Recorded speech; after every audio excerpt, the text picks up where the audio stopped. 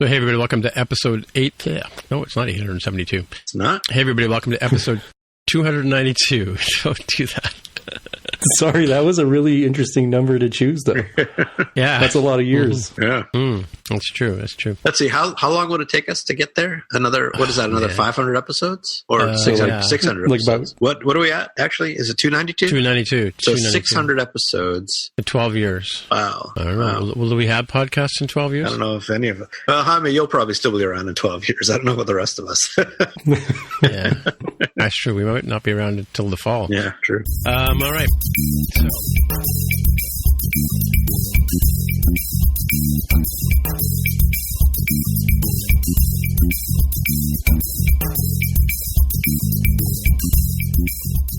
Hey, everybody. Welcome to episode 282 of the More Than Just Code podcast. My name is Tim Mitra, and I am in Toronto, Ontario, and I'm joined once again by Jaime Lopez Jr. in Seattle, Washington. How's it going? And Mark Rubin down in San Jose, California. Hello. All righty. So, digging in, we got some fact check. I was talking about the Apple Store last week. I've forgotten the reference, but I had mentioned that I thought it was around 10 years old. It's actually 18 years old. It's coming up on its, I guess a year from now, it'll be its 20th anniversary. So, it's basically May 19th, 2001 was when the first two stores, I think, were opened by Steve Jobs back in the day. So that's the Apple Store. And Jaime, ask him. Did you put nothing that I could find here for the Ask Him TJC? Yeah, I didn't see any.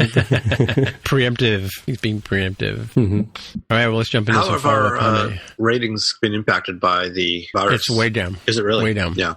I was talking to Joe privately on. I DM'd him because I noticed our numbers are they've been going down for a while, right? Like even before the virus kind of hit, and which was kind of concerning me. But yeah, they're let me just look at it right now. They're quite a bit lower. No commutes, so I imagine folks don't have as much time to listen to podcasting. I know I've been culling my list quite a bit more aggressively because I don't have as much time outside.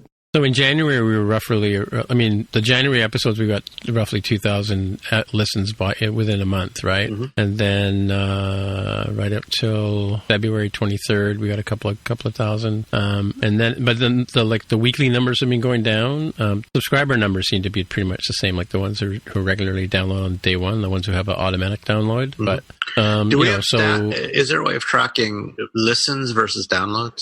No, I guess not. No. I guess not. Because it's not streamed. It's if they download it. According to Dan Benjamin, this is a more accurate way he does the stats, right? Because I think about a year ago or so, he changed them, and they're much more representative, he said. But, I mean, Apple keeps a stat on how long people stay on the episode, right? Mm-hmm. Like, they'll count the number of downloads or connections or whatever, but they'll also tell you how much, and you can sort of gauge it. Like, you can sort of see, like, a lot of people bail out after the after show, right? Kind of thing, right? So, mm-hmm. Well, not surprising. Yeah. People have other things on their mind right now. Yeah, other things on their mind, and I mean, even my own, I don't think I listened to any podcasts this week. Mind you, I've been listening to an audiobook. I've been listening to that audiobook by that Apple engineer who worked on the original iPhone, so I've been listening to, I borrowed that from the library, and I've been, every time I take the dog for a walk, we listen to that, because I usually listen to podcasts when I'm commuting or walking the dog, right? So, well, I'm behind too on my own podcast listening. Not surprising, like you said. Anywho, so Jaime, you have some follow-up for us.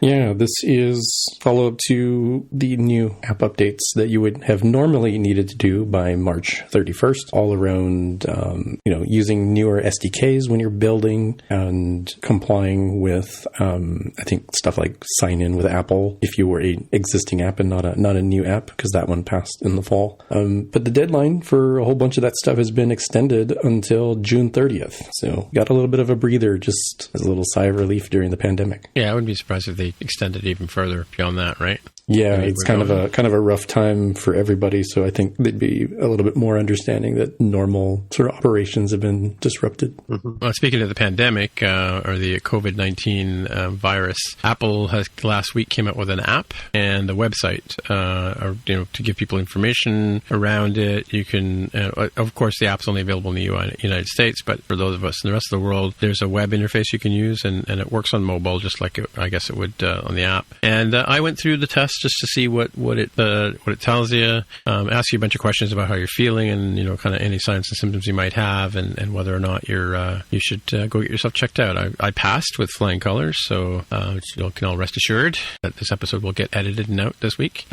But yeah, so it's kind of cool that they've got this app to help people with, to sort of help with the knowledge, right? Because I'm sure there's a lot of stories going on around there, and people are, I mean, we're all sharing, you know, our own little wives' tales on the social networks and stuff. And, you know, I've heard lots of different stories over the time, right? So, and actually, you know how you said we didn't have any Ask MTJC earlier, Jaime. I did have an interaction with a couple of people about wearing masks on Twitter through the podcast account a couple of weeks ago, right? So, yeah, it's the topic of conversation. Indeed. On the Twitters. All right, so what's next? This one is a little bit of follow-up to my assertion, I don't know how many episodes, a handful of episodes ago, that a lot of stuff should really be open source and push for more and more things to be out there in the open and not reinvent the wheel. And I think my assertion at the time was stuff like, you know, political engagement tools, just given the snafu that had happened during the Democratic primary in Iowa and other primaries. As a follow-up, the Elizabeth Warren for President tech team has open sourced a bunch of their tools. So irrespective of actual politics here, I think it's actually pretty nice that these tools are out here for future campaigns, and they are under a very permissive MIT license, which I personally enjoy. Mm-hmm. Yeah, some of the apps are kind of cool. I was looking at them. Like one's I guess you could call it almost a chat mechanism for I guess one-to-one messaging. You know, something like things about their polls and stuff like that. Yeah, and clearly folks got an opportunity, you know, whoever developed these to do some newer tech stuff. So the one you're mentioning uses Twilio as an API, Amazon Web Services Lambda and Aurora, both serverless functions and database out there, and a whole bunch of other things. And they've got some, I think, progressive web apps and other bits. But it's still, again, pretty neat. If I was going to do, Lopez 2024, I would probably start from here. And why start from ground zero when I could just build upon other stuff? So pretty nice. I'm actually kind of surprised that they built so much stuff custom and didn't just use off-the-shelf stuff. I mean, I guess, okay, I'm looking at, for example, Spoke, where they're saying they ended up spending a whole lot less, at 1/32 of the cost that they would have used if they had used a third-party vendor. Interesting. Mm-hmm. Yeah, okay. Yeah, I'm not really in the political campaign space, so I don't know what competes with this. Yeah, I don't know. I'd have to imagine something, kind of more marketing campaign like HubSpot would make sense. Just, I've not had any experience, but it would make sense given what I know what it does. And it also would kind of make sense, but probably be overkill to have this customer relationship management, like CRM type system like Salesforce. But I truly believe that there must be some Salesforce configuration out there that will do a lot of this, but it will also cost a lot of money, enterprise grade type stuff. Yeah, I mean, to think about, I really don't know the size of your caucuses or whatever as well, but I would think that, since it's a national campaign, she probably had, connections into, tens of thousands of people, right, that they would have to sort of communicate with on a regular basis, right? Imagine how hard this would have been done when it was done by the phone, right, back in the day. Yeah, cool stuff. Yeah. Right. My next piece here is sort of a mea culpa from, not me, but Zoom doing a mea culpa about their iOS app. Apparently, they were using the Facebook login as part of the Zoom app on iOS, and they discovered that the stats were going back, the data from users was going back to Facebook, unbeknownst to them, or I guess they didn't read the terms and conditions, but they have changed it recently, I guess, with everybody working from home and using these kind of tools more and more. They've basically updated last Friday to remove the code that was sending data to Facebook. And again, we didn't require, I was talking about this a couple of weeks ago, where some stats are getting captured about you even if you don't have a Facebook account. So if you were using this tool, you were being cataloged and numbered. So I actually wonder if this has something to do with the new Apple policy that they published in the recent update to the approval guidelines about MDM apps, where you are not allowed to send any data to third parties inside, and if your app is MDM enabled. That's what is it? You're talking about mobile device management? Not mobile. Is it mobile device management? Yeah, it's mobile device management. Okay. Any apps that are enabled with mobile device management, you're not allowed to send data to third parties. So Zoom, I imagine, would be used by some MDM enabled vendors, or would be by MDM companies. Well, yeah, but Zoom is a publicly available available app. I mean, this. Oh, I know, I know. But publicly available apps. Oh, you mean white labeled for companies? No. So the way MDM works with various vendors is they just take the existing App Store version and re-sign it so it can be downloaded through the local store. Yeah, gotcha. Yeah. So if you put your app into the App Store and it's enabled with that capability, then it has to follow all the MDM rules, even though could be 99% of your users are using it just standard consumer approach through the App Store, but you still have to follow the rules to get it approved. Gotcha. So it might have something to do with that. I also think it's the amount of load that Zoom is involved in now too. All of a sudden they've gone from being like, some people knew about them to just about everybody. I mean, people are using Zoom as a name for aspirin. I mean, I've been seeing some other things too, like somebody was saying today that Slack apparently has video sharing. I didn't even know that Slack had that, Mm-hmm. So, and tools like MS Teams, they also have video sharing as well. Of course, there's WebEx and stuff like that's used in the enterprise. But yeah, I think a lot of people are finding out about Zoom and Skype and things like that for having this kind of conferences. And I think now also too, schools like at least in Ontario are now going to online learning starting next week. So they're going to have to be looking at some sort of video conferencing tools to do that as well, right? And Zoom may be one of them. All right. This is another interesting one. I realize this is an old story. This is about the MacBook Pro 16, and I stumbled across this reviewer when I was following Renee Ritchie, was talking about video lighting, and she did a piece on relighting her place. But on the sidebar on YouTube, I noticed that she had done a review of the MacBook Pro 16, so I thought I would watch it, and see what she's all about. In fact, I don't know her name. Let me just open the YouTube here. It's something like Sarah Deaches or something like that.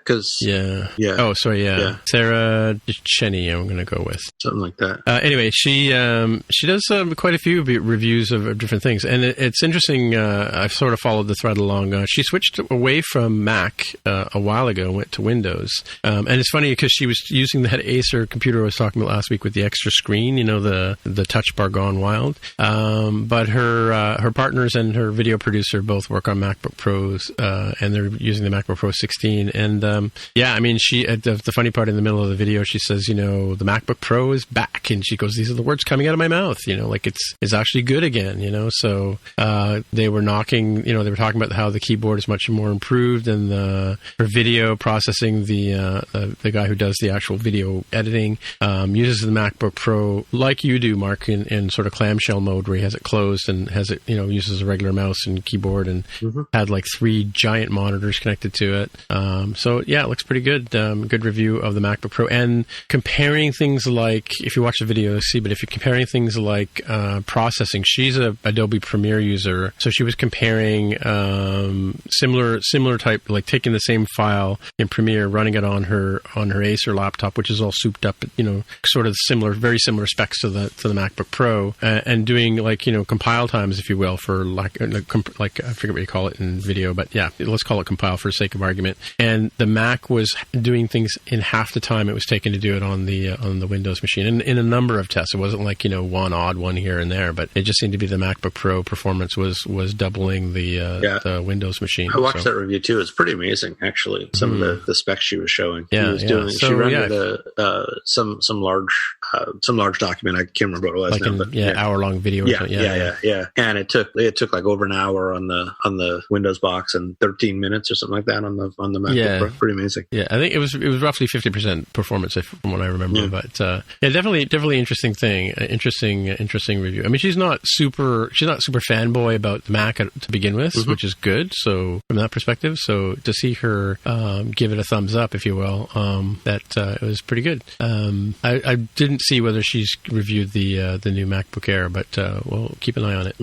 Check it out. Good review. I've clicked follow so I can see when she posts some more stuff, and we'll see what else she has to say for our world of computers and stuff like that. Which takes us to, speaking of video, Lopez Jr. has something for us. Yeah, apparently now on Amazon Prime Video, you can actually do the in-app rentals and purchases on your Apple devices, which if folks haven't done it in a while, because I've definitely seen enough people on on Twitter get a little confused about this.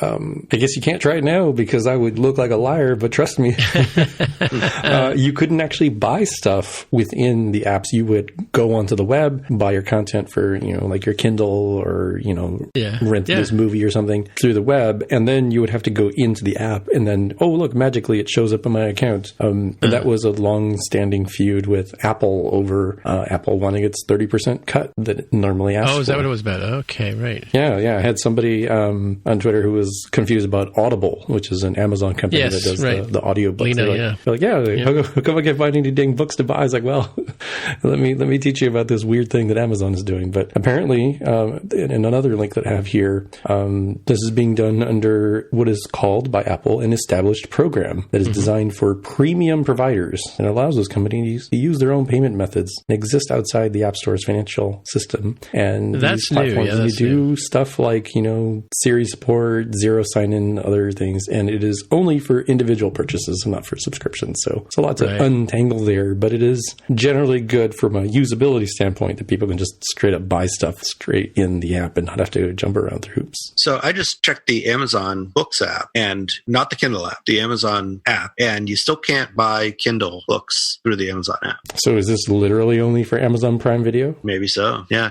Maybe they cut a deal. Amazon and Apple cut a deal that certain products they're going to be allowed to sell without the 30% cut. Or actually, was it even possible to? Well, we don't know whether. So I just bought a Kindle book the other day, so I'm kind of you can get it from the mobile web, but you can't get it from the Amazon app. Are you sure? Well, in the US at least. I don't know about. I have a link in the show notes. Canada, crazy lawless Canada.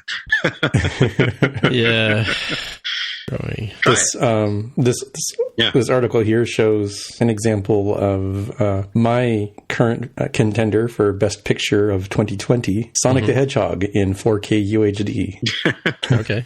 And for all those of you out there who are wondering what in the world I'm talking about, well, if you are aware of normal Oscars, Academy Awards rules, movies have to be in the theaters for a certain number of theaters for a certain amount of time. And just given the way the 2020 is going and, movies being delayed and postponed out of 2020 altogether or later till sometime, Sonic the Hedgehog is one of the few that was out there in theaters and it made a lot of money. So there you go, your Best Picture of the Year. Sonic the Hedgehog, Best Actor, Jim Carrey. I'm calling it. So I don't know, to follow up on what Mark was saying, like I just bought a book off Amazon Prime the other day and I was on my phone, so I know I did that through there. But I buy stuff on Amazon all the time, but I think that I think it's it's talking to the web API when you make the purchase. So there's the same thing, right? There is the web API for sure in a browser. You can buy anything. I can't go into the Kindle app and buy a book, for instance, what you're saying. Well, you can never buy from the Kindle app, but there is also the Amazon app, actually, where you can buy and order any physical product in exactly the same way that you do it from the website. Right. But you can't buy Kindle books. Well, you can buy. I bought a Kindle book, but like I said, I think it's talking to the web API. It's not like it's not an in-app purchase, is what we're talking about, right? Or is that what we're talking about, Jaime? In-app purchase?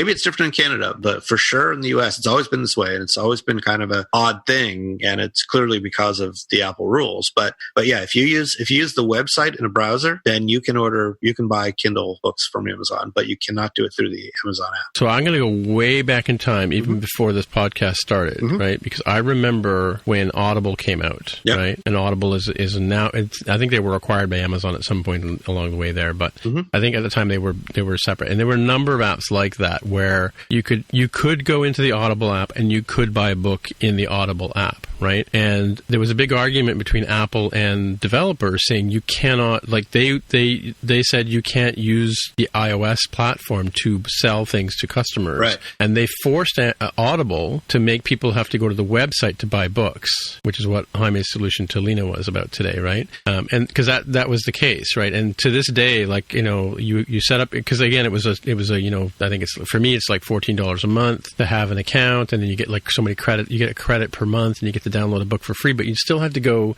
and make that selection through their web interface, which I always found really annoying. But I do remember when Audible first started up, you could buy the book. You could make the selection. They had like a little store within the app, but they were forced by Apple, and a number of other people were forced to take that out. So what are we arguing about? Apple was, so it's the same with Amazon. Well, that's what I'm saying. Like what I'm saying, though, is Apple said, like, I'm saying at the dawn of time when iOS was a baby, or iPhone OS was a baby, you could buy things within apps, but Apple was the one that put their foot down and said, no, you can't do that because we want a piece of that pie, right? Sure. And they made people like Amazon go set up a store outside of, and they shot themselves in the foot in the long run, right? And it's been a broken experience, like Lena experienced today, that she had to go to the store like an animal, like on the website, and buy the book, right? I always found that kind of odd. And when they announced, I think it was last year at WWDC, they talked about having this sort of in-app purchase thingy coming back, right? Like what we're talking about today, right? With Jaime, with the buying of the movie. Like, is that you're buying the movie you're buying the rental, or you're renting the movie within the are we talking about Amazon? Yeah, Amazon, so I just fired up the Amazon Video, Amazon Prime, right? App, and I got very similar to this article, which we will have linked in the show notes. So those of you driving at home, I got the little pop-up that said, movie night just got better. You can actually buy stuff within this app. And I was able to find Sonic the Hedgehog and also Birds of Prey and the Fantabulous Emancipation. Birds of Prey and the Fantabulous Emancipation. Well, Birds of Prey in Canada. Of one Harley Quinn. You can buy on Amazon for $19.99, or you can buy the HD or the SD version. Both are $19.99. So let your conscience be your guide. But the fact is, you can purchase stuff within there directly, which is something you couldn't do until today, I guess. I'm looking at Birds of Prey on my Canadian version of Amazon.ca, right? Mm-hmm. And so, if it's Amazon.ca, are you in a browser? I'm in their stupid app. I have an app, like an iOS app. Okay. All right. Yeah, looks like a physical good because it says it's got Blu-ray, DVD, and 4K are my choices, right? Right, but there's no. Oh wait, 4K, would that be streamed? No, that'd be a 4K disc, right? Well, I don't know. Yeah, I'm confused. Yeah. It's also confusing because if you're in the normal Amazon retail app, it would show you things like, buy for Blu-ray and buy the book and other things. I don't recall what they did, if any, for purchasing the video. For books, what they do, I don't know about video, but for books, what they do is they let you download a little preview, like a couple pages, and then have a link. Well, they don't even have a link, but they say you have to go to the website to buy this for the Kindle version. I'm confused. I'm going to click on your link, Jaime. I will show you. Okay, what's the thing? You have a link in the show notes, right, Jaime? What's the actual thing that you're looking up, Tim? Let me see. Mm-hmm. We're having our senior moment here, Jaime. Just bear with us. Yeah, it's important to note that the Amazon Video app has always acted a little bit differently. Yeah. So this is not. So it's an Amazon Video app, okay, like a Prime app or whatever, right? Yeah, I don't recall what the behavior was in the Amazon. Yeah, I have the Prime app on my TV. I could probably try it out there later, I guess, right? What's the video we're talking about here? I want to look up. You can search for and find either Sonic the Hedgehog or Birds of Prey. Yeah, I'm downloading the Prime Video app. That's what you're talking about, right, Jaime? Yes, I'm going to try this on the retail app too. Yeah, the retail app I only seem to get physical choices. Okay, so in the Amazon app, it shows me Blu-ray for sale. Shows me Prime Video. This item is not available for purchase from this app. Which is weird and seems like a bug because when I tap on it to see the entry, apparently it gives me a buy HD for $19.99 option. I'm afraid to tap this button because I don't want to actually buy Sonic the Hedgehog for $19.99, but it is very strange. I do see the difference between the lists view, which is telling me that I can't buy it, but then the detail view is like, press this buy button, please. That's interesting. So this is what I'm talking about. This app here, right, Jaime? On the, if you look on Slack under MTJC. Yes, that's the app, the Prime Video. It's got a blue logo. Okay, let me try this guy. Probably make me log in like an animal. Okay, I'm uploading the screenshot for the list view. Like I have a Prime account, so I guess I can watch movies in here too, right? Yeah, you would get whatever comes with your Prime membership. Rambo: Last Blood, is that a good one? No. Yeah, these movies look like all movies that are already out or already in Prime. What did I watch the other day? Oh, I watched Judy in Prime the other day. You know the Judy Garland movie with Renee Zellweger. Yeah. All right, so I threw in the Slack the list view, which claims this item is not available for purchase from this app. Oh, I just put that into and the detail view, which says go ahead and buy it. I saw the same one. Yeah. Well, that movie's not out yet, right?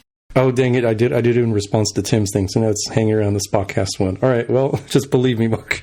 Spotcast. Oh, you have a Spotcast? What's that? Threw it in the wrong channel. I see. What's Spotcast? Yeah, so you can, in the Prime app, you can buy a movie, Jaime, is what you're saying? In the Prime Video app? That's what it looks like, which is new, certainly for Prime Video. What's unclear to me is what the behavior was on the Amazon Retail app. Let me search for Birds of Prey, right? Maybe.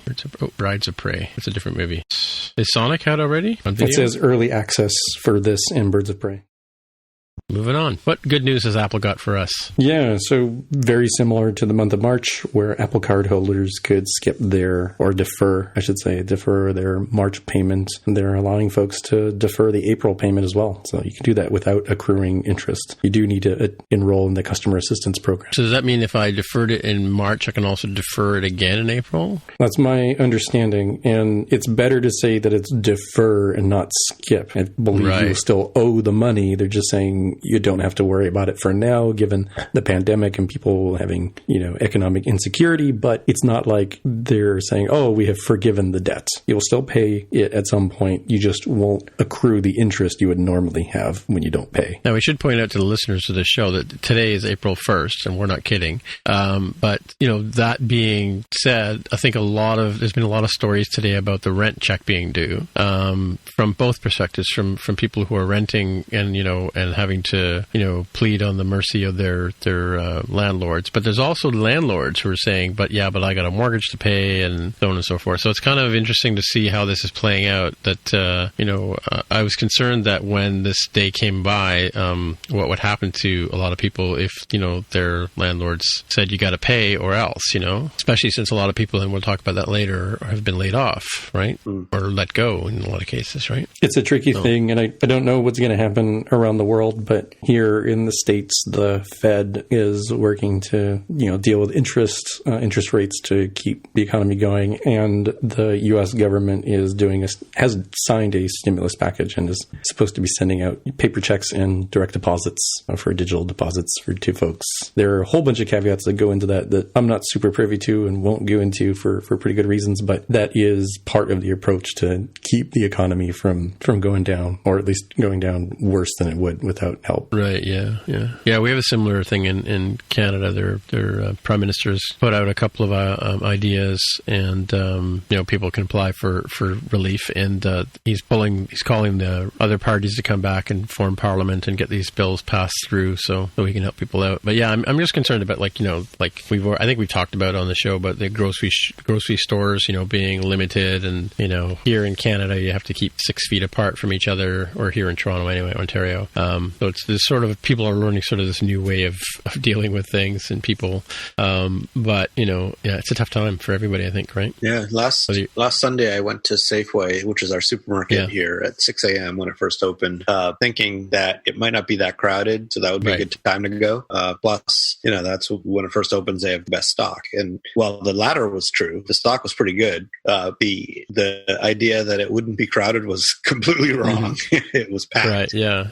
Everyone else had the same idea. Yeah. And are they basically letting certain number of people in at the time, or? No, there were no issues getting in. I mean, there was a line out front and people were spaced out in the line, but that wasn't controlled by the store. That just kind of happened, which was a good thing. Organically. Yeah. We even had a crazy guy walking up and down the line telling us how this was a Freemason virus and don't be fooled. Yeah, I've heard that too. Yeah. I've heard that people are thinking that this is all fake news, right? But so I haven't been to the grocery store myself yet, but Carol's been going, every couple of days, and she was telling me that it's interesting now because, again, they're only letting 50 people into the store at one time, and they've got the whole experience roped off. When you start to go down the aisles, you can only go down the aisles in one direction. Oh, interesting. Right. Wow. Yeah, and you're spaced apart, and wow. And then people because so they basically, you've got this one-way travel. You head down an aisle, you can't stop and change your mind and turn around, go back the other way, kind of thing. You have to just keep going in that one direction. That's actually a great idea, because we didn't have any of that, and there's always it's bad enough in regular times when people are stopped to fill up their carts and you can't get by, but it's especially bad now. If there's somebody stopped with the cart, then you have to go around them, or you have to wait. It's like a traffic jam. Yeah. So and she was saying, when you go to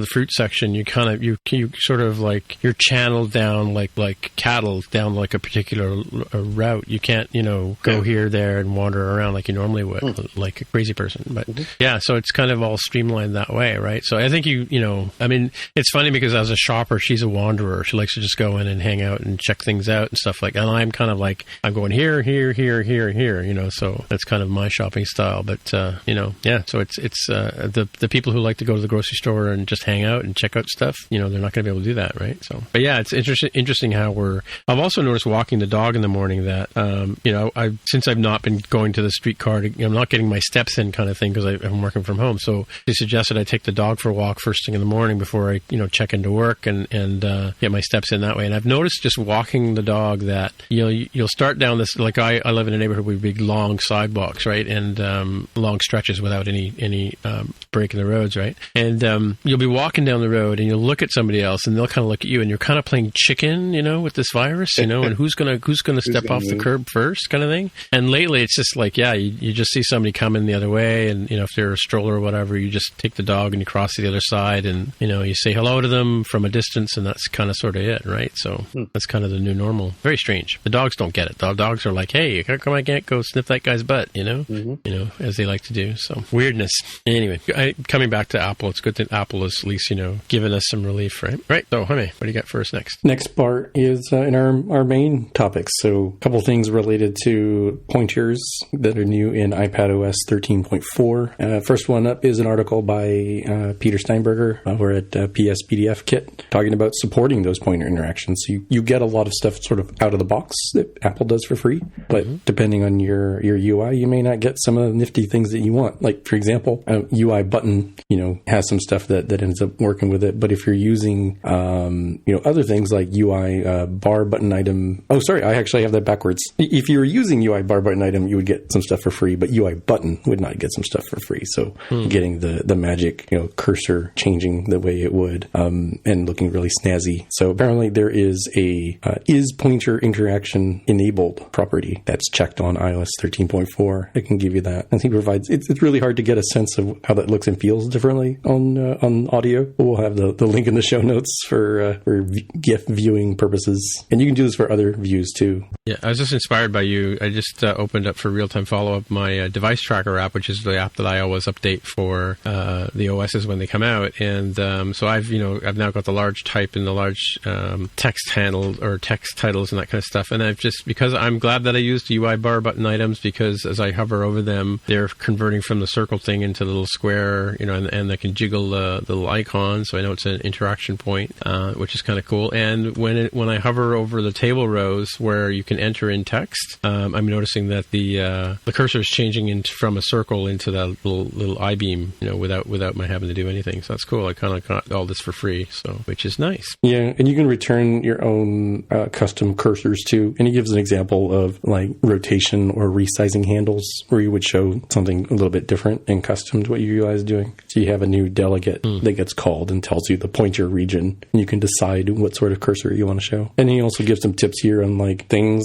not to do, like don't change your cursors too rapidly because it looks weird. Right. And try to understand what your UI looks like if somebody disables the pointer animations, for preference or maybe accessibility reasons. And yeah, just pretty good tips. I don't know a lot about how some of this stuff ends up working, but it is pretty neat to see it in action here. So Tim, in your app, you have both an iPad and an iPhone version, right? That's correct. Universal. Yeah. And so you didn't make any changes, but on the iPad you see all this new stuff. On the iPhone, it just looks exactly the same. Is that right? Yeah. Well, I mean, the thing was, we were talking about this at work today too, because there is no mouse support or trackpad support that I could figure out on the phone. Right.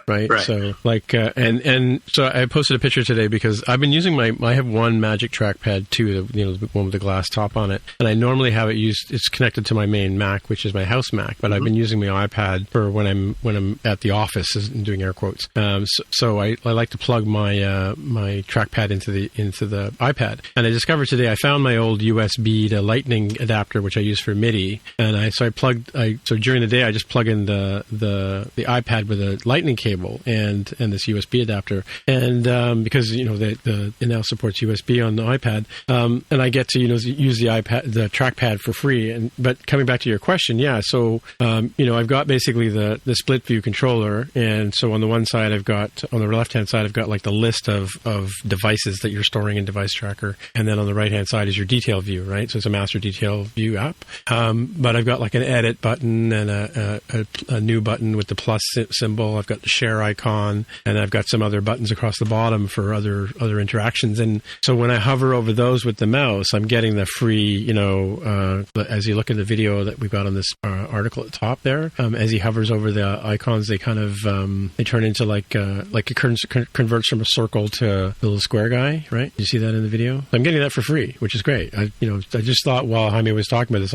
I should check out Device Tracker and see if I got any work to do. And looks like I have very minimal amount of work to do. I'm just wondering, without having dug into the new code documentation, how do you implement this for a custom control in a universal app? So obviously you have to use all these pointer interactions. Available, right. There's UI pointer interaction. You have to implement that. But do you have to use add availables or something to select this as iPad only, or can you just like put it in everywhere, and if it's an iPhone, it just ignores it? That's what I'm wondering. Yeah, I wonder. Yeah, I don't know. I'm looking at the docs now. It doesn't say anything about having to screen for being the iPad. So well, Jaime, you can talk about your next pick since we're just going to go over there anyway.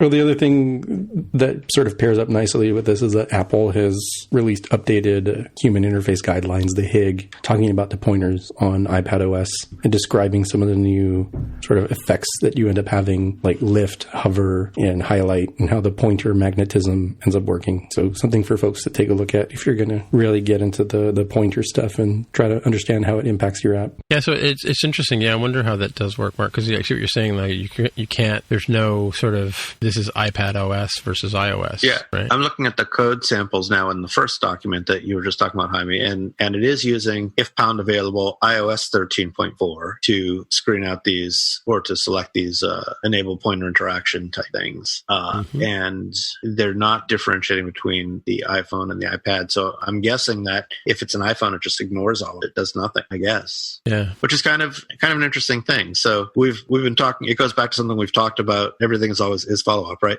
It goes back to what we've talked about. Is what is iPadOS? Is it really a separate thing, or is it not a separate thing? And it kind of looks like it's not so much a separate thing. Because it's just sort of extra methods or extra classes that are in iOS. They just don't do anything. I'm assuming. Yeah, well, the enable pointer interaction would do nothing on a phone, right? Right. This is something he's written, though, right? Well, yeah, that particular thing is something he's written, but he has, for example, there's that button is pointer interaction enabled, right? Is that looks like a real property of a UI button, and UI buttons available on iOS, of course, and in fact, they're saying if found available iOS 13.4, and that run that command. So it looks like UI button has these new properties, and they just don't do anything on the iPhone, and that's what iPadOS is just some extra stuff in iOS. It's interesting. So I'm like this UI pointer interaction delegate. Like if you conform to that, it would do something on iPad, but it would ignore it on iOS, right? I'm presuming, it would never get called. Nothing would ever get called. I guess. Yeah, there's a similar thing that comes to sort of tickling my memory. Do you remember the oh my gosh, what is it called? Is it like drag and drop on iPad? That was a couple of years ago. Yeah. So the iPhone was told to just not deal with that, right? Yeah, like you could drag and drop within an app, and you could use that, but you couldn't drag and drop stuff from other apps. Right. And people were like, why not? And there are people who did little cracks, jailbreak type things. And it was like, oh yeah, all I have to do is just tell this one line, hey, if I'm on iPhone, just continue on your merry way to not do that. And you could get really cool stuff like that. So I assume this is working very similarly where, you can't opt into it as an iPhone app, but you also conversely don't have to worry about it accidentally breaking something because, it seems like the fundamental support is meant for iPadOS, even though you're not expected to guard against that yourself. Yeah. It is kind of a weird thing because you do now have a code base with a lot of code that is maybe running or is maybe not running depending on the device. I mean, I even wonder how do they do it under the hood? Do they just when they compile for if it were bitcode, they could choose to leave out certain things, right? They could leave out any if they know they're compiling for an iPhone, they could choose to leave out all of those commands in the final code. But it almost seems like that could break stuff, right? What if you have inside one of these methods, for example, you have something that changes some state variable that matters on both the iPad and the iPhone. So they have to run the code. It just doesn't do anything, I guess. I don't know. It's all guesswork at this point. Anyway. Yeah, as usual, nothing's changed in 10 years. That's true. Nothing's changed. Good old Apple. Yeah. All right, well, let's get that they got these tools. It looks pretty. It's a pretty slick implementation. It makes your app look like you're paying attention when to the end user when in fact you've done nothing. Other than stay within the guidelines, right? Mm-hmm. Like if I had done custom buttons and stuff like that, I might have run into issues with these interactions, right? So what's next, Jaime? What's the big news of the day? What's the weather like? No blue skies ahead. Only dark skies for dark sky app enthusiasts. Mm-hmm. But there's a silver lining to this cloud here. So Apple has acquired the weather app Dark Sky, and it is going to sunset the Android app and is going to sunset the API as well. So the API for Dark Sky powers a ton of weather apps out there. Oh, really? Wow. So the loss of the Android app is kind of the smaller impact than it is to both Android, iOS, and I assume web apps that use Dark Sky underneath the covers. Wow. Okay, that is big news. So do we know who Dark Sky are, like where they're from? And if I was a journalist, I probably would, but I have none of those details, Tim.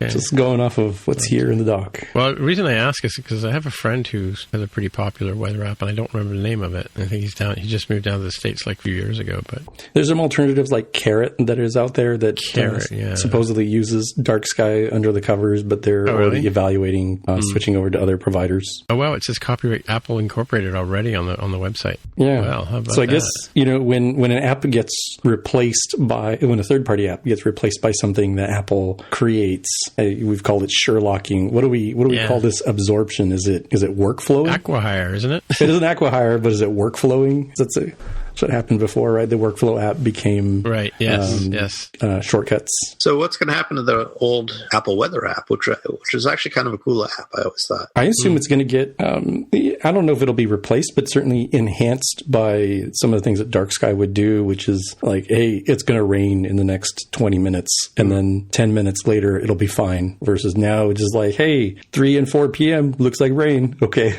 helpful. Yeah. And sometimes not, where it's like, oh, it's totally fine. I'm like, no, I can actively see it raining out my window right now. Whereas Dark Sky has been historically better about that. I'm not saying it's perfect. Nothing is, but I think, apparently Apple felt that it was good enough to acquire, and anecdotally seems to be good to me. It's kind of limited utility here in the Seattle area, where it's like, it's raining. I was like, yes, raining. It is. Yes, it is, sir. Constantly raining. What I need to know is... You never have a blue sky, though, do you? It's beautiful. No, blue sky is nothing, man. We get like 3 weeks of that here. Yeah. I need to know, how many gallons, or I guess maybe liters. I could switch to liters and start learning that. Interestingly enough, it's still priced at $3.99 on the App Store. Yeah, there was something complicated where it was going to stay in the App Store for a while. I don't know. I can't remember. It was like weirdly complicated. I think the API gets sunset at, does it say here in this article? End of 2021, the Android app is being discontinued. Android and Wear OS app being discontinued July 1st of 2020. But wouldn't you think Apple would just make it free? They're going to keep it on the App Store? I just don't quite understand why they're keeping it up there, unless it's like Workflow, which I think remain on the App Store until the switch over for, was it like iOS 12 or 13, whenever that came out. And then your Workflow app just became Shortcuts app. Yeah, but Workflow was free though, right? Okay, so I've just gone to the Wayback Machine. I'm just going to see if I can dig around a bit and figure out where these guys are or who they are. From what I recall, I think everything that I had in the Workflow app migrated over seamlessly into the Shortcuts app. So maybe this is sort of a happier path for, all right, if you're on, let's say, iOS 13 and you're a user of Dark Sky, you'll continue to use it. Oh, they're from Cambridge, Mark. Cambridge, Massachusetts. Oh, yeah? Yeah. Spent a lot of time there. Yeah, of course you did. Yeah. I bought a book there. I'm not surprised that they left it on the store. I'm just kind of surprised that they are still charging $4 for it. Doesn't seem like an Apple thing to do. That is weird that they didn't just flip it to free. Oh, really? Yeah. Yeah. Oh, right away, yeah. Well, it just happened today, didn't it? Maybe so. Yeah, maybe. Yeah, that's true. Yeah, it looks like it started out as a Kickstarter project, too. Interesting. Good to know. Cool. And okay, how many go? One more, and this is more rumor, but it seems like there's some this is pretty interesting reality story here that iOS 14 is going to supposedly going to enhance the iCloud keychain into something, as this article claims, is more akin to a 1Password or LastPass competitor. So they'll add in the two-factor authentication options. I'm assuming that's the TOTP options, time-based one-time passwords support, and also the change your password type recommendations. Right, like the Watchtower thing that they have in I think it's called Watchtower, the in 1Password, where they keep track of who's been pwned and things like that, and they recommend you they give you warnings if you use duplicate passwords, and they give you warnings if you're on a site that's been compromised to update your password, which I find is really nice. There's some nice quality of life stuff there that's pretty good. I think it's a little weird to call it 1Password and a LastPass competitor, because my assumption is this feature will continue to only work in the Apple ecosystem. Right. So if you have a need for your passwords anywhere else, like, a Windows machine, an Android device, or if you're, using something at work that doesn't allow you to bring your Apple devices in, you're going to need 1Password. It would work in a place like that, though. Come on.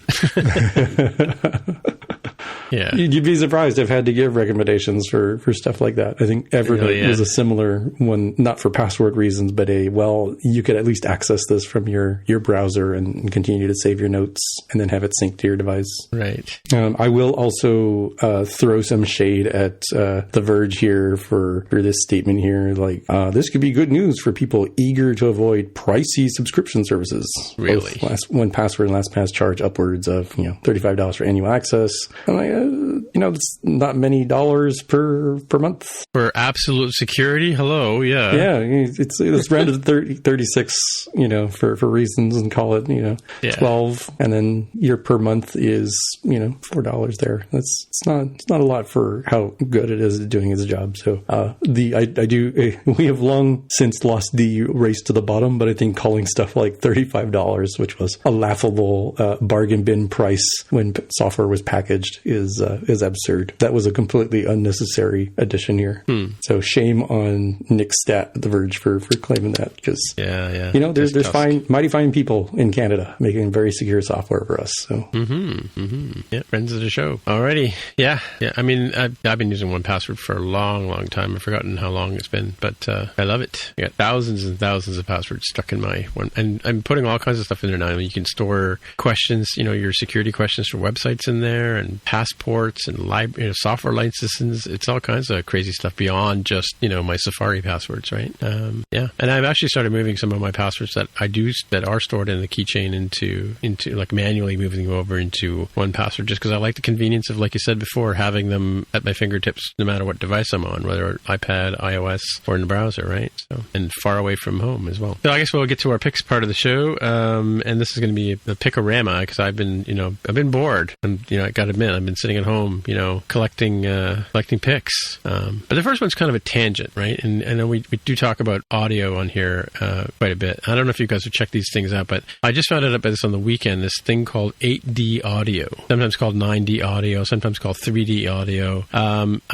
It's something that's being done by professionals. And what it does sound quite different. Like if you've ever taken a chance to listen to one of these tunes, we can take a break and do that. That I've got listed here. I've got one, Virtual Barbershop, which is not a music piece, but it's sort of it's almost like a Cheech and Chong sketch, where you've got one guy in the right speaker and another guy in the left speaker, and they're doing things like they're cutting your hair, and you hear the sounds of the clippers around your ears, and one guy will be like, I'm way over here on the left hand side, and I'm way over here on the right hand side, and as they're doing that, it's very, you feel definitely with the way they're using like a binaural audio technique to make that happen. But they're also taking popular songs, like I've got Billie Eilish's Bad Guy song here, and there's like Stairway to Heaven and a bunch of Pink Floyd things, and it's very gratuitously panning from left to right, like it's almost annoying, right? But it does give you that sort of 3D sense. And so I encourage people in the show, maybe I'll put a clip in the show so people can hear the difference. But yeah, you definitely want to put headphones on or earbuds on and sit back and put your head back. Here comes the drill. Listen to this stuff and see what you think about it. I don't know if have you had a chance to listen to it, Mark? And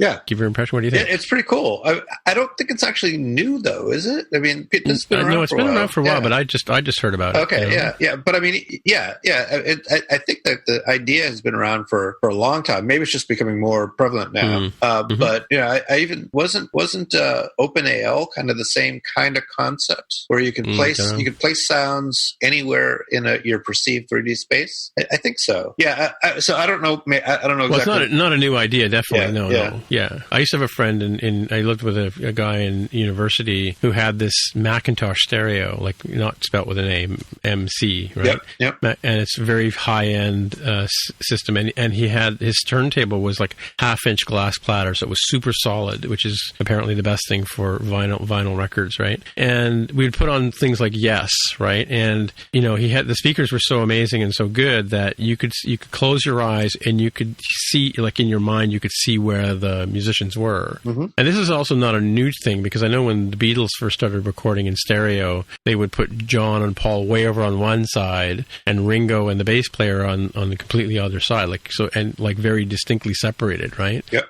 But like this sort of visualization of where the instruments are in the room is not a new idea. In fact, we even had quadraphonic stereo at one point, right? Where I think it's a quadraphonic version of Dark Side of the Moon out there somewhere, and tubular bells and things like that, right? So it's not a new idea to place. In fact, for those of you listening to the show right now with headphones on, you'll notice that Mark is in the center channel, I'm over on one side, and Jaime is over on the other side, because every single episode of More Than Just Code has been in stereo for 6 years, because I'm just like that guy. We're right? groundbreaking. Yeah. Maybe we'll put out an AD episode just to freak people out, right? Once I figure out how to do it. Oh, man, it's going to be so wild where you hear us in one area, and then the next statement that I say, I'm like creepily behind you, Yeah. Well, I listened to another podcast, Curious Cases of Brown, or I've forgotten the name, Rutherford and Fry. Curious Cases of Rutherford and Fry. It's a BBC podcast. It's two PhDs, doctors, a man and a woman, and they do these really interesting sort of science explorations. But he's on one side of the stereo, and she's on the other side of the stereo sound. So when you listen to the podcast, like on your iPhone, normally it's normal, it's the same, but they do the same thing, but they're very distinctly on one side or the other. And I've heard other BBC podcasts where they definitely put voices across the room, like virtually, to sort of get the stereo effect, right? So it's interesting to see what people do with this kind of technology, as opposed to just firing out an mono audio track, right? So yeah, cool stuff, cool beans. So it'd be interesting to see I mean, like I said, I found the Billie Eilish video or audio is pretty cool, but like if you listen to it, what I find annoying is it kind of it definitely pans left and then pans right, and it pans, it'd be more interesting if they had the actual audio, the working master tracks, and were able to separate out the sounds and do different things with them, kind of like Pink Floyd used to do with those instrumentals on Dark Side of the Moon, right? They moved from one side to the other as well. Cool stuff. All right, any more to say about that? I was in a demo room at an undisclosed location at an undisclosed company who showed off, I don't know if it's the same technology, but it was a 3D room audio, and it was really, really cool. In this case, it was like being at a concert, but like as if I was sitting where the band itself was, and I could hear them around me, and that was pretty neat. So I did this course in audio production. Well, it was an audio production, but it was sort of experimental music back in university, and so we had like a proper 24-track studio and reel-to-reels and synthesizers and stuff to play with. But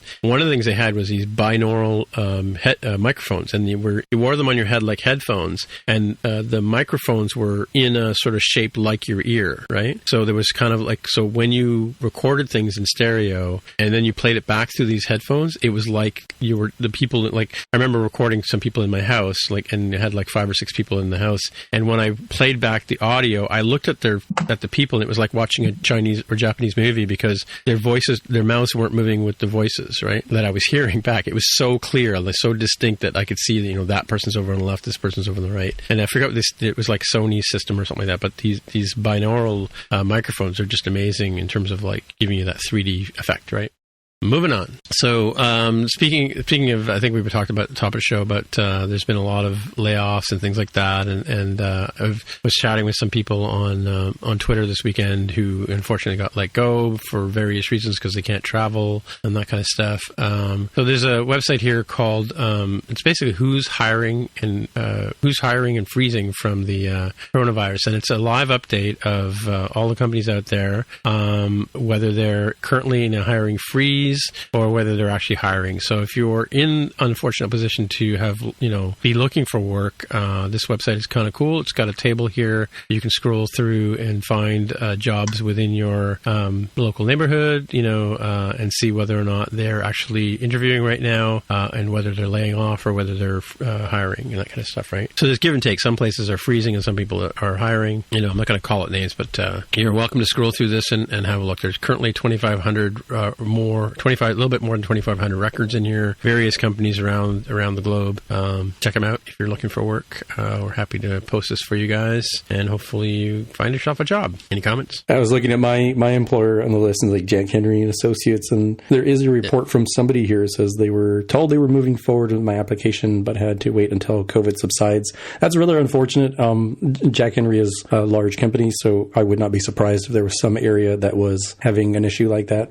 I will point out and shamelessly plug the fact that the team that I'm on, the Bano team, we are absolutely hiring. We're looking for like software engineering managers, product designers, senior backend software engineer, and we've even got something that I'm a little less clear on, and I'll have to find the manager. It's called these development apprenticeships, and I think these are sort of like summer internships, but I think you are working more like an apprentice, where you're being taught, this is how you do software development, and you learn how to become like a full-time employee, and you ultimately do become one. I've worked with somebody who has gone through that program, so I can find more details on that, but absolutely, hit me up if you're interested in learning more. Cool. Alrighty. On the same vein, I was also chatting. I found this again. That person I was talking to on Twitter. Somebody had pointed this website out to me even before this whole thing started. But I remembered this person's challenge was he couldn't travel. But I remember that one of the teammates over at Ray Winterlich had posted this site called We Work Remotely, and it lists all kinds of jobs if you're looking for remote work. You're certainly welcome to have a look at this site again. It's not specific to iOS. It's all kinds of other things, whether you want to be a manager, you're working in Ruby or Java, whatever,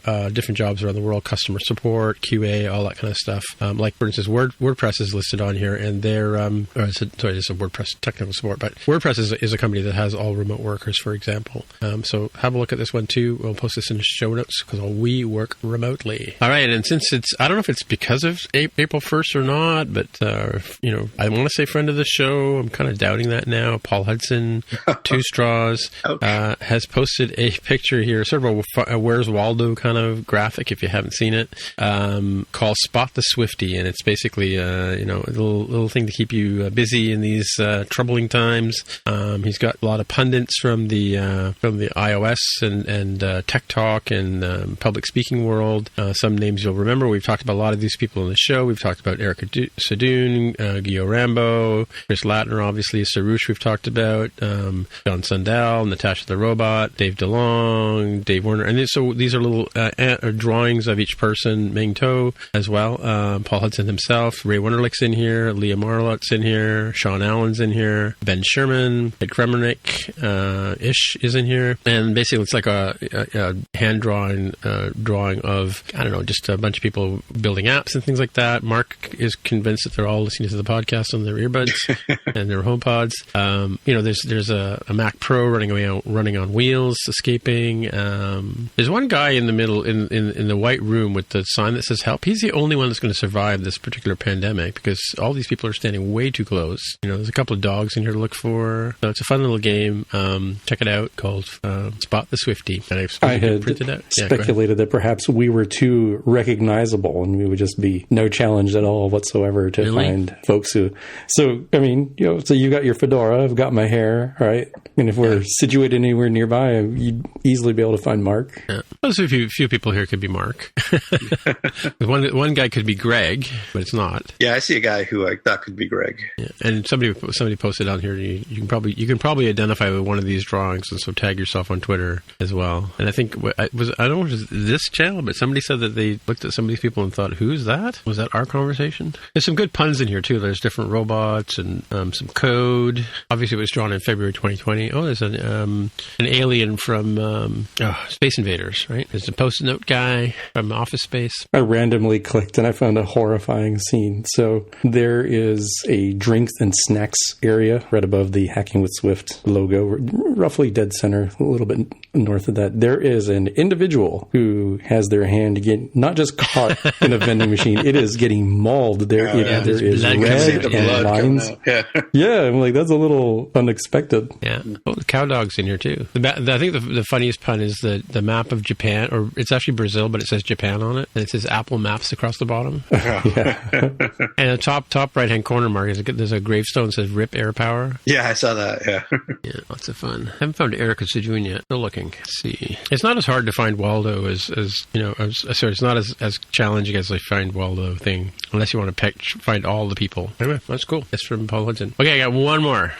So there's a tweet that went out this week, and I've been playing around with some of these things to try and figure them out. But collecting keyboard commands. There's this other person who calls himself Timo on the Twitter machine. I've gone by that handle in gaming days back in the day, but talks about some keyboard commands that you may or may not know. This one, the one that he talks about with the Control A jumps to the beginning of the line and Control E jumps to the end of the line. That's in the terminal if you're working away on a keyboard. But some interesting things, like one of the ones I thought was interesting. I haven't got it to work yet, but apparently you can, if you type something in a word processor, and I'm always typing dyslexically, so if you type in THE when you mean to type the word the, you can hit Control T and it'll transpose the last two characters you typed, which is kind of handy. I tried it a few places, it didn't always work. The one that Steve Heyman put up here was kind of cool, that in Xcode you can Command Option square bracket left or Command Option square bracket right, and move. If you select a bunch of text, you can use that command to move the block of text up and down in your Xcode file. And there's an animation that Timo has posted here for that. A kind of interesting little thread where people are posting up their favorite keyboard commands. Check out the link in the show notes. Cool, eh? Yeah, the Xcode one is pretty cool since it re-indents depending on the context of where you're moving up lines. Yeah, and of course the Option U, which will give you the umlaut for your letter U. Escape to cancel pop-up windows. That's a nice one. I love the fact that I've got the keyboard on the iPad, and with the integration with the trackpad and stuff, because I'm always using key commands to switch between apps, and you can use the command tab to switch between different apps on the iPad. You can also do the command space to bring the search up, and it's very Mac-like from that perspective. I haven't figured out how to get Xcode running on it though. All right, I think we got 2 more to go here. So Jaime, you got a pick for us? I do, and since folks have copious amounts of time, given the shelter-in-place situation, what better time than to catch up on the iOS Conf Singapore videos? Those are available. We've got the list here. I think this was from January of this year, and I think they do have their call for presentations open for the 2021 edition. So if you're looking ahead to light at the end of the tunnel, I think this will help you get along the way there. Yeah, like the one here, property wrappers are how Swift decided to become Java. There's a lot of truth to that. Mm-hmm. Yeah, some friends of mine, some friends of the show. I think the testing Swift UI and Combine will be interesting, since those are, I think, sore points, more particularly on the Swift UI side for that. So that'll be an interesting one to watch. See how to deal with the declarative part. Yeah, but I didn't want to stack my my picks, but I forgot to mention too that there's a bunch of books that came out this week on MMVM with Swift UI. I don't know if you saw those. And some combined with Swift UI as well. I have not seen that. So monoview view model, MVVM. Yeah, so I'll post some links in the show notes for that. So drum roll, please. Mark Rubin has a pick for us, and it's an awesome one. I do have a pick. Like I've said before, I don't have picks often, but when I do, they tend to be pretty good. So this one's a good one, I think. So Dr. Mark Rubin, all he does is catch touchdowns. So longtime iOS developers, or Apple developers in general, and longtime listeners to the show know that we all have a love-hate relationship with Apple documentation. Sometimes it's good, often it's really bad. Yeah. One thing they used to do that was really nice was had this interactive diff anytime new things came out. A new version of iOS or Xcode would come out, and the documentation would have a diff where they'd color code everything that was new in that version. And one color would be something that was new, like a new class or a new method, or a different color for if the class or method were just updated, or if it was red if it's deprecated or something like that. And it was really easy to just kind of navigate down. It started all the way at the top level from the very broad list of all the topics that our documentation exists for, and you could see exactly where there was something new and drill down and find exactly what methods have changed. Really, really nice thing whenever there's a new version that came out to tell what's new and figure out what you have to pay attention to. Mm-hmm. And then for some reason, Apple just stopped doing that a couple years back. And it was really too bad because it was an incredibly useful thing. I mean, everybody knows that every time there's a new version, there's potentially an enormous number of things that you have to pay attention to. And sometimes if you miss one little thing, your app just stops working for no apparent reason because, something changed with, well, the good news is that as of the version that came out, was it today or a couple of days ago, it is back. The diffs are back. So it's really nice. If you go to the developer.apple.com/documentation screen page, then you will see in the upper right, there is a API changes pull down menu, or not a menu, but a toggle where you can it's initially disabled, but if you hit show, it will turn all the stuff on, and you'll be able to see nicely color coded, I said, what's modified, what's added, what's deprecated, and this is exactly what they used to have, and it's a fantastic thing. I hope Apple keeps it up because I find this incredibly useful, and I think a lot of other people do too. That's my pick. Yeah, nice, cool. That is awesome. Yeah, I just put developer.apple.com/documentation in. That's cool. All right. Well, I guess that's it for yet another week. So, hey, Jaime, if people want to get in touch with you, where would they find you? I'm on Twitter as @DevWithAHair. All right. And Mark, if people want to get in touch with you? I'm at markr@smapsoft.com. And every week, as I said, for the last 6 years, my name is Tim Mitra, TIMMITRA on the Twitter machine is where you'll find me. And so until next time, we'll see you in the future. Bye. See ya. Bye. Adieu. This has been another episode of the More Than Just Code podcast. If you want to find out more about the show, you can visit the More Than Just Code website at mtjc.fm. There you can find a summary and show notes of each episode. We list links to the apps, code, and news that we mentioned on the show. If you like the podcast, tell your friends. Please leave a comment on the website, and if you can, please write a review on iTunes. And please recommend us in your favorite podcatcher. All of these things help others find out about the show. We really appreciate your help with spreading the word. We're also on Twitter, Facebook, and Instagram. We'd love to hear from you, so use the hashtag AskMTJC. Once again, the podcast Twitter account is @MTJC_podcast. Please consider supporting the show by pledging any amount on patreon.com/MTJC. Thanks again for listening. We'll see you next time.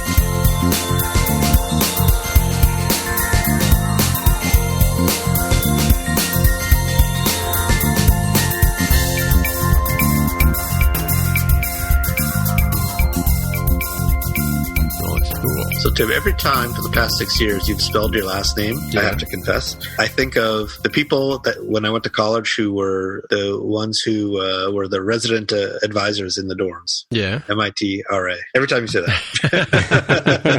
I just can't help it. Right. That's just where my mind goes when you spell it.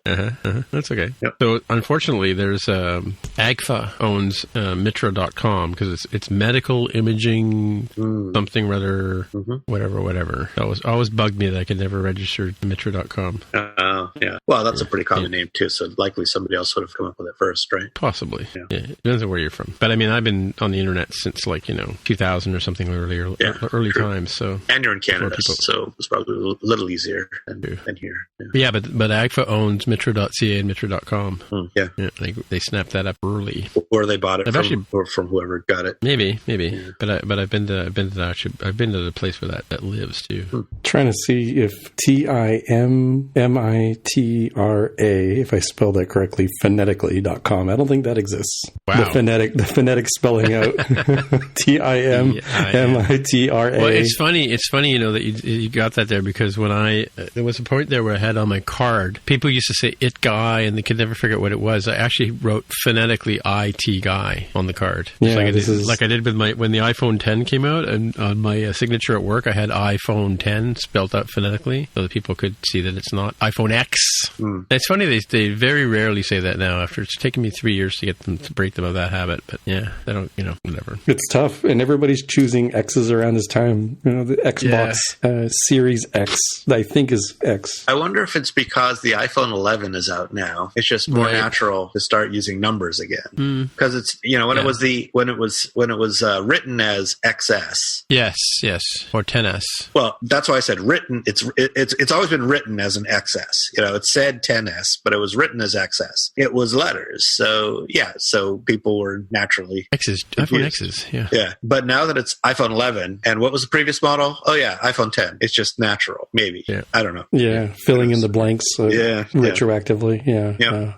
We'll see what happens to the newer iPhone SE replacement. There's bets to be taken as to whether they'll go with iPhone 9 as the cheaper model there. It'll never happen because 7, 8, 9. Right. Do you think the rumored SE2 will actually be the 9? I kind of wonder about that. It's really unclear if it's a whole new model for 9. I don't recall, what did they do with the 10R in this 11 and 11 Pro year? But when they go 10 Junior. Yeah.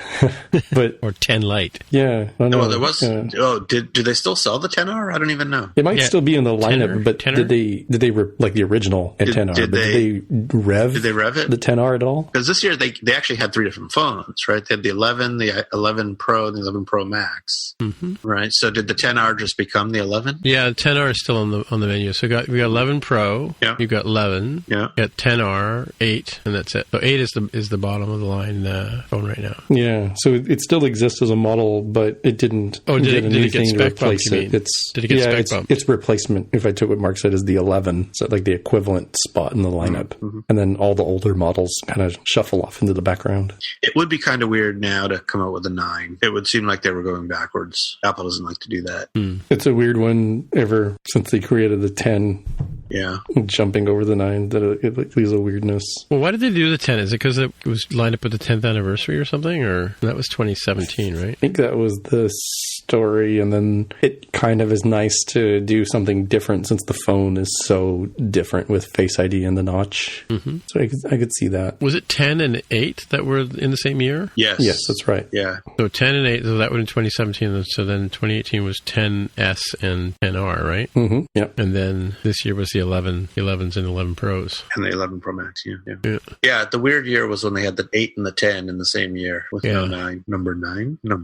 Yeah, I was kind of thinking that could be the theme song for it. I was like, go call Yoko Ono. How can we license this? Yeah. Actually, it's not Yoko Ono. It's the estate of Michael Jackson. Oh, that's right. Unless somebody else. Buy it all back. No, it's somebody else, because I was reading about the movie we talked about last week. Yesterday. Yeah. IMDb. Get the IMDb app out on my iPad here.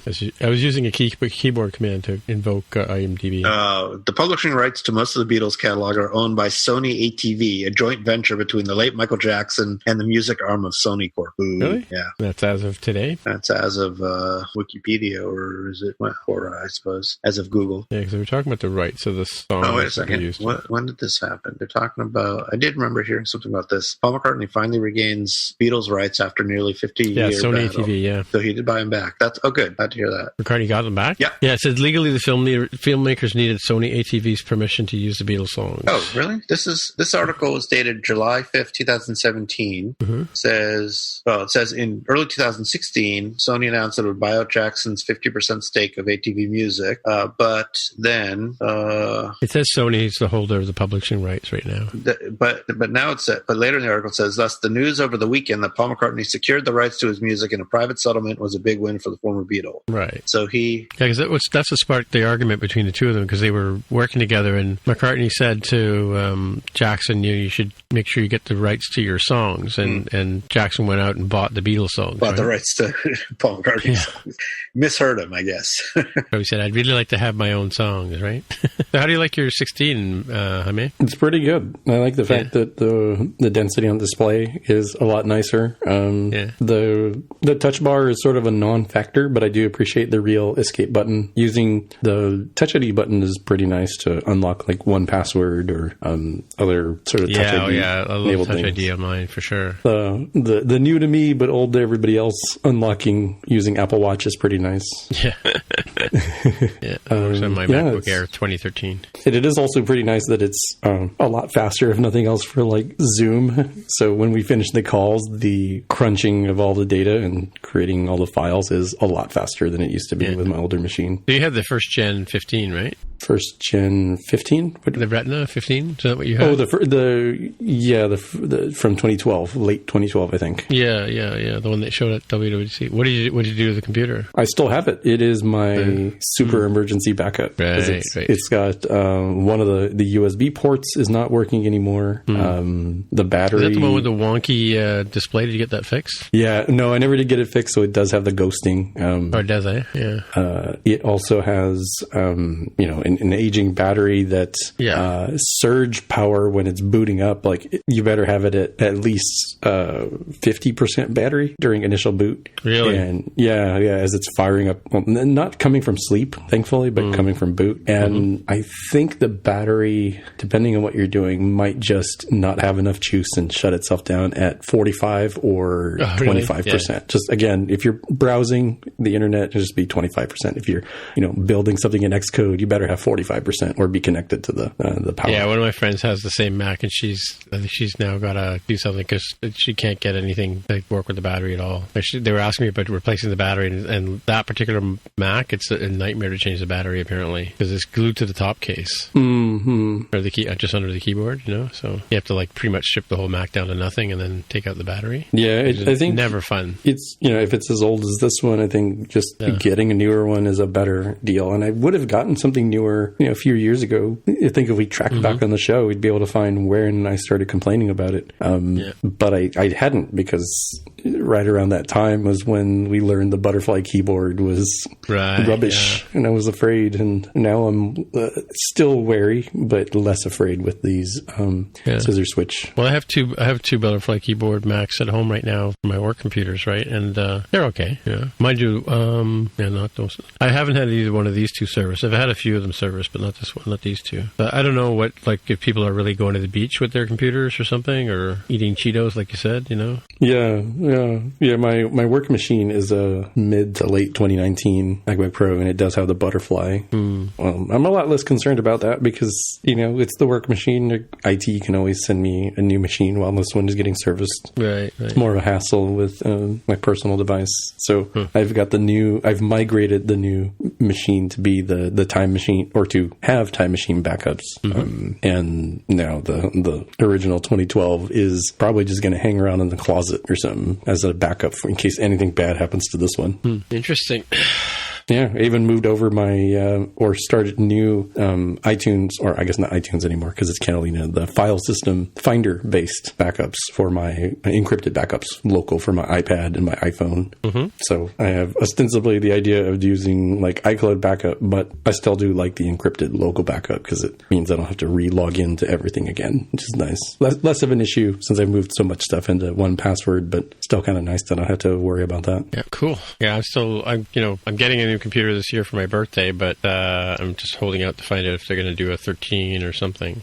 I like the 13 Pro style and size, and I want the 4 ports, but I don't know. Yeah, I feel like unless they announce something at WWDC, you're really not going to be out of the woods wondering about that until October, or I guess end of October, I would guess. Yeah. So Jaime, is a 16 good enough that I should just go buy one? Yeah. What are you rocking right now? I'm rocking a 2013 MacBook Pro 15. Oh yeah, absolutely. Yeah. And you've got the Apple card, so you're going to get the 3% back. Yeah. Yeah. If they end up doing another 6% deal,